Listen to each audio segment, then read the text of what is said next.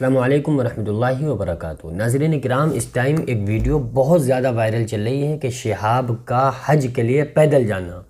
شہاب جو کہ کیرل کے رہنے والے ہیں اور ان کی یہ تمنا ہے کہ وہ حج کے لیے پیدل جائیں، تو وہ اپنے گھر سے حج کے ارادے سے پیدل نکل چکے ہیں اور کئی 100 کلومیٹر انہوں نے سفر بھی طے کر لیا ہے۔ اور پیدل جانے کا جو راستہ ہے وہ تقریباً 4 ملکوں کو کراس کر کے وہ مکہ پہنچیں گے، اور جس میں دن لگیں گے تقریباً 350 دن، یعنی 1 سال لگ جائے گی۔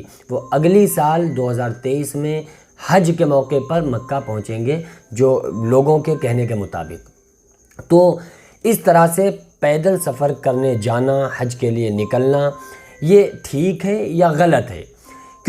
کیونکہ ظاہر سی بات ہے، حج کرنا مقصد ہے تو لاکھوں لوگ پوری دنیا سے کے کونے کونے سے حج کے لیے نکلتے ہیں، اور وہ 6 گھنٹے لگتے ہیں ان کو انڈیا سے پہنچنے میں، 5 5.5 گھنٹے 6 گھنٹے میں انسان انڈیا سے مکہ پہنچ جاتا ہے۔ تو پھر اتنا زیادہ ٹائم ویسٹ کر کے کسی ایسی جگہ جانا جس کو کسی ارکان کو ادا کرنے کے لیے، کسی رکن کو ادا کرنے کے لیے اگر انسان کا پیدل سفر کرنا، یہ کیسا ہے؟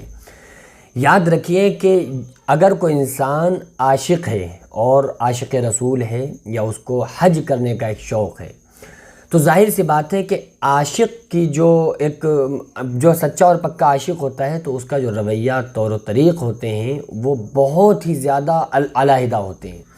اولیاء کرام نے بھی حج بہت زیادہ پیدل سفر کیے، حج پیدل کیے ہیں، لیکن چونکہ اس دور میں ایک ایسا معاملہ تھا کہ ان کے سامنے اس کے علاوہ کوئی چارہ ہی نہیں تھا۔ بہت سارے لوگ ایسے تھے، صحابہ کرام خود، جو اپنی اونٹوں سے، سواریوں سے مدینہ سے مکہ حج کے لیے تشریف لے جایا کرتے تھے۔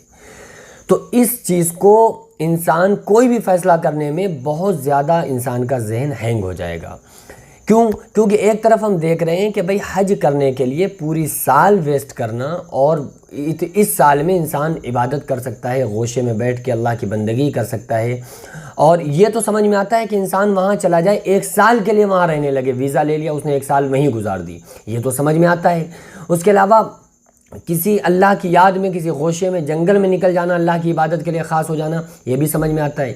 لیکن جبکہ ہمارے لیے تمام سویدھا اپلبدھ ہیں، ہم جا سکتے ہیں، بھائی 1 سال میں جو سفر ہو رہا ہے وہ 6 گھنٹے میں سفر ہو سکتا ہے، تو اس کو اس موڑ سے بھی آپ دیکھ سکتے ہیں۔ لیکن اب چونکہ ہو سکتا ہے کہ کوئی عاشق، ان کے دل میں کیا ہے اور ان کا کیا ارادہ ہے، وہ یہ چاہتے ہیں کہ ہم اللہ کے دربار میں جائیں تو پیدل جائیں، اور پیدل اللہ کی بارگاہ میں جائیں۔ ہم نہیں جہاز سے جانا چاہتے ہیں، ہم نہیں فلائٹ سے جانا چاہتے ہیں، ہمارا مقصد ہے کہ ہم اللہ کے دربار میں جائیں تو پیدل جائیں۔